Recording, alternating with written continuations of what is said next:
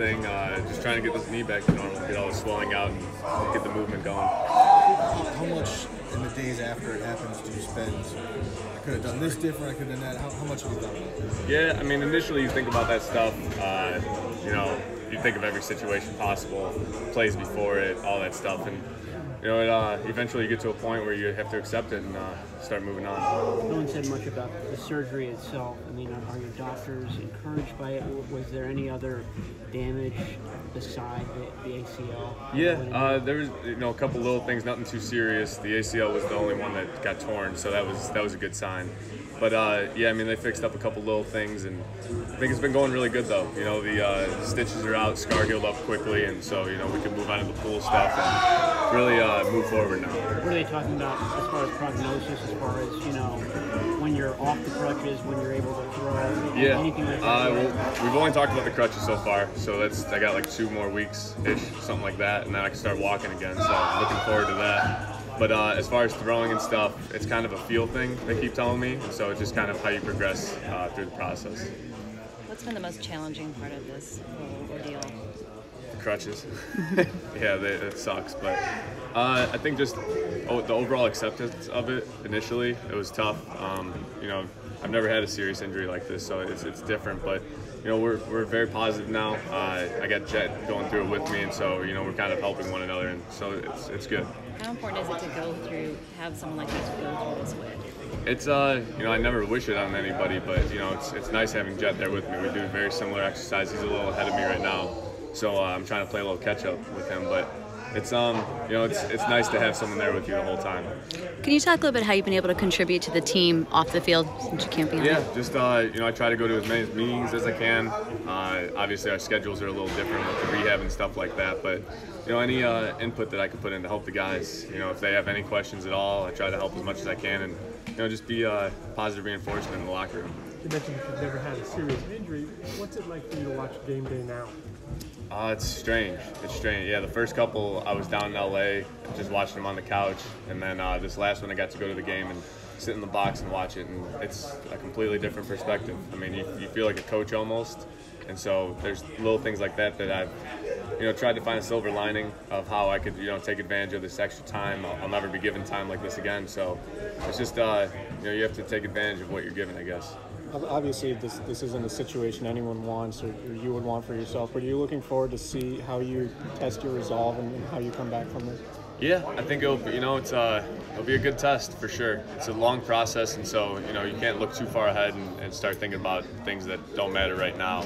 And so I think just staying locked in every day, trying to get better. I know it sounds cliche, but it's a long process, and if we keep getting better every day, we'll be okay.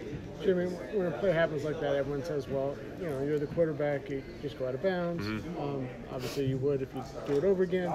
Does that, have you thought about, how you might have to change your style or just, be ultra cautious in the future when it comes to plays like that? Yeah, well, I've always been pretty cautious, and so that was kind of the freak accident of the play was, I don't know if it was just instinct or what to cut back like that, but it was, it is what it is, and so your style of play, I think, this maybe will alter it initially, but eventually, I mean, everyone keeps telling me you'll get back to how your legs were before, just as strong, if not stronger. So, it's just, it's all about putting in the work right now, coming back stronger than I was before, mentally being better, and, just overall being better. I'm sure there's going to be an annoying question, but people look at you, you've had 10 starts, you had the shoulder injury, you've had a knee injury, and say, well, he's injury prone, when's he going to get injured next year? Yeah. I mean, just part of it, right? Does that, just thought of that annoy you? No. Or is just, if just come with the territory? If someone say I'm injury prone, then they don't really know what they're talking about. But I've played sports my whole life. I've only had 2 injuries, and so it's weird. I'm not used to it, that's for sure. But it's something I don't want to get used to. I want to be out there with the guys, battling, preparing throughout the week and everything, and we'll get back there next year. Is there any other ways you can contribute now? Do you have conversations with CJs? Or? Yeah, I try to. You got to pick your spots kind of because it is different. You're not out on the field putting in the time that these guys are and everything. And so whenever he has a question or if I see something that sticks out that, I can help him with, I'll try and do whatever I can. couple more guys. What was different about your 3 starts this year? You know, you went 1 and 2, things didn't go as smoothly as maybe they did late last year. What were the differences for you, do you think? Well, I mean, we had a completely different team, so you know, every year it's going to be different. You know, kind of how you go out throughout the year, it's an up and down, you know, battle. There's going to be good games, there's going to be bad games, but you know, it's disappointing that we didn't get to, or I didn't get to see this year all the way through. But you know, like I said before, just coming back stronger next year is the main thing now.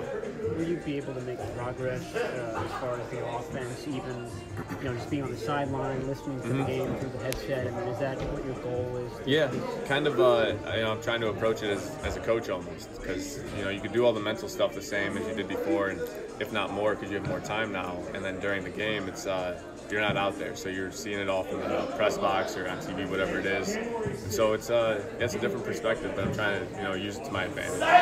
Right, you did have a bird's eye view of the last game. I mean, is there anything that kind of jumped out to you from that vantage point?